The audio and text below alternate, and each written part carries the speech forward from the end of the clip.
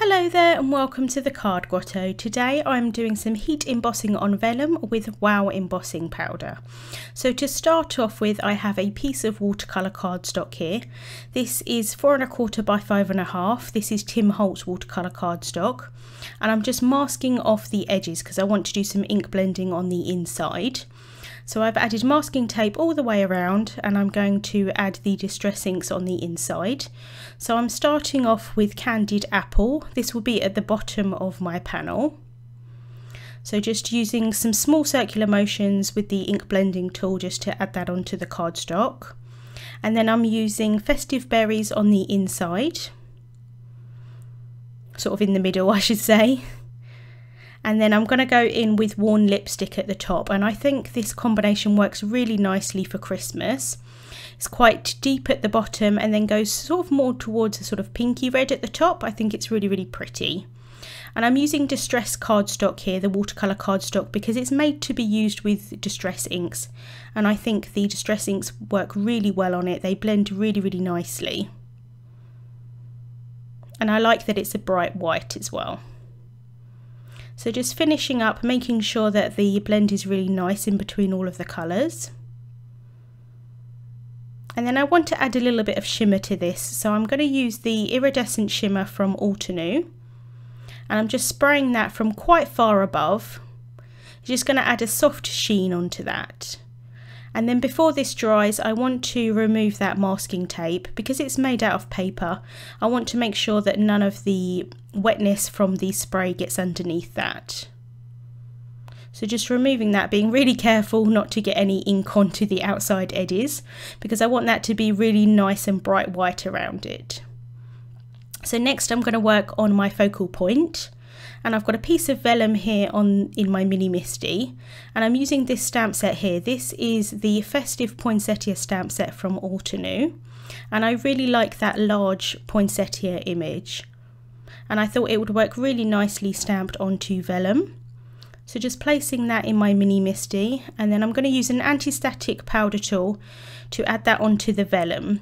Wow embossing powder does actually come anti-static as long as you keep it in the jar that it comes in, but I do find that vellum is really quite a static material, so I want to just give it a little bit of extra help.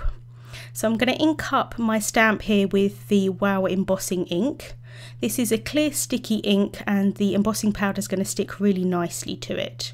So just making sure that that's well inked up, and then I can press that down. This is a really detailed image, so making sure that everything is going to be pressed down really nicely. And then I can remove that and apply the embossing powder. And I'm using Wow Oyster Glintz embossing powder. This has got a really pretty pearlescent shimmer to it, and it's quite a light cream colour. In hindsight, I could have used a darker colour, but I do really like how the cream works against the reds in the background. And then when I was lifting up the door of the MISTI, I did find that I think a little bit of extra ink got onto the image panel. So there was a little bit of extra embossing powder laying around, so I just used a dry paintbrush to get rid of that. And then I can heat set that.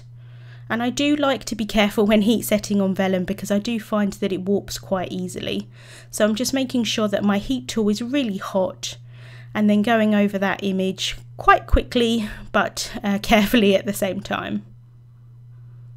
And then I can cut that out with the coordinating die. Then next I'm going to work on my sentiment, so I'm using the Merry Christmas sentiment from the Clearly Besotted Tiny Type set. I'm going to ink that up again with the Wow embossing ink and stamp that down onto a scrap piece of black cardstock. I'm going to apply some Wow embossing powder. This is the Opaque Bright White, and I'm using the Superfine version. I really like this for sentiments. So just funneling that back into the jar, and then I can heat set that. And then I'm going to cut that out with a craft knife and a ruler. So here is my background piece, and I'm just going to adhere that onto an A2 top folding white card base. And I'm just going to use some tape runner for that. I do apologise for the lighting in this video. It's not the best, but I thought I would still get it up and you can hopefully still see what I'm doing. So just sticking that down onto the card base, making sure that that's really well stuck down. I'm just going to use my bone folder at the top. And here I've got my vellum piece, and I want to adhere it onto my cardstock, but vellum is notoriously difficult to adhere onto anything because you can see the adhesive through it. So I'm adding really tiny little dabs of glue, just sort of where behind the parts of the embossing powder a little bit thicker, so that hopefully you won't be able to see it through. And then I'm just going to press that down onto my card, and then I'm going to add an acrylic block over the top and set that aside to dry. So here's the piece dry. The edges are sort of popped up a little bit, which is really nice. I quite like that added dimension. And then where those two blobs of glue are that you can see through the vellum, I'm actually going to place my sentiment down over that, so that's quite helpful. So just added some foam tape onto the back of that sentiment and place that down. And now I'm going to finish off the card with some white diamond crystals from Studio Katia.